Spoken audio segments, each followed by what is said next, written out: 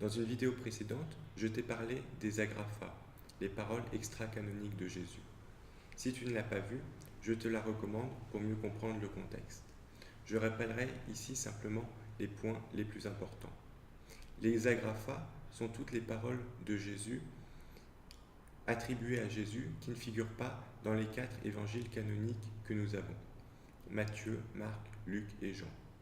La plupart de ces agrafas n'ont absolument aucune valeur historique. Mais il y a quelques exceptions. Parmi ces exceptions, il y en a une que j'aimerais te présenter dans cette vidéo. Cet agraphon, singulier d'agrafa, a été retrouvé sur un papyrus en 1905. Ce papyrus est l'Oxyrhynchus papyrus numéro 840. Je vais te lire l'extrait tel qu'il est traduit par Joachim Jérémias. Alors, je précise que, comme c'est sur un papyrus, le texte est un peu coupé à la fin. Alors, le texte parle de Jésus et de ses disciples. Et, les prenant avec lui, il les fit entrer dans le Saint-Parvis lui-même, et il se promenait sur la place du temple. Or, un pharisien, prince des prêtres, du nom de Lévi, s'avança, se joignit à eux et dit au Sauveur: Qui t'a permis de marcher dans ce Saint-Parvis et de voir ces vases sacrés, sans avoir pris un bain et sans que tes disciples se soient même lavé les pieds? Bien plus, tu as souillé la place du temple. Ce lieu pur, tu l'as foulé alors que personne, qui ne soit d'abord baigné et qui n'ait changé de vêtements, n'a le droit d'y entrer et n'ose voir ces vases sacrés. Le Sauveur, s'arrêtant aussitôt avec ses disciples, lui répondit: Et toi, qui es ici sur la place du temple, es-tu pur? Il lui répond: Je suis pur, car je me suis baigné dans la piscine de David, et je suis descendu par l'un des escaliers pour remonter par l'autre, et j'ai revêtu des habits blancs et purs, et ensuite je suis venu et j'ai contemplé ces vases sacrés. Alors le Sauveur lui répondit: Malheur à vous, aveugles, qui ne voyez pas.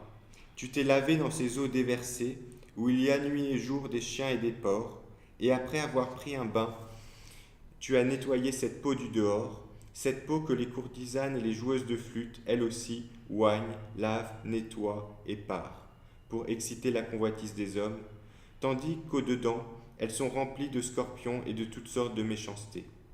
Pour moi et mes disciples, que tu dis ne s'être pas baignés, nous nous sommes baignés dans l'eau vive qui vient.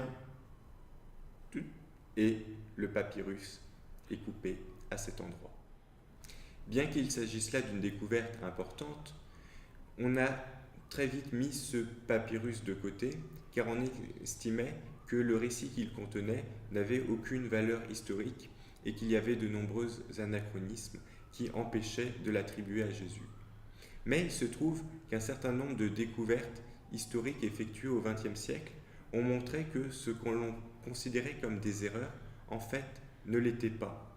Du coup, la question de l'historicité de ce passage est complètement renouvelée. Et sans affirmer que cette histoire se soit réellement passée, on peut en tout cas dire qu'il y a une probabilité importante.